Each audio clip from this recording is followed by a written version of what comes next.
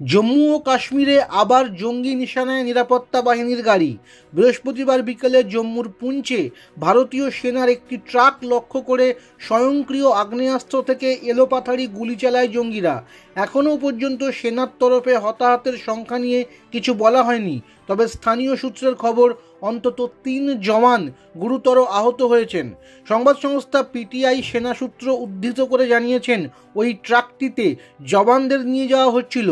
পুঞ্চের থানামান্দি এলাকার সাবনীতে কয়েকজন জঙ্গি ট্রাকটি লক্ষ্য করে গুলি চালায়। পাকিস্তান থেকে এলওসি পার হয়ে অনুপ্রবেশকারীরা জঙ্গিরা এই হামলা চালাতে পারে বলে জম্মু ও কাশ্মীর পুলিশের একটি সূত্র জানাচ্ছে।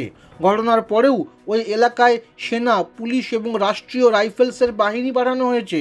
পুলিশ সূত্রে খবর, এলাকা রাতেই শুরু হবে তল্লাশি অভিযান।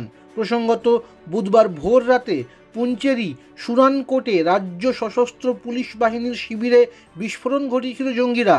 সেই দলটি বৃহস্পতিবারের হামলাতেও জড়িয়ে থাকতে পারে বলে পুলিশের অনুমান।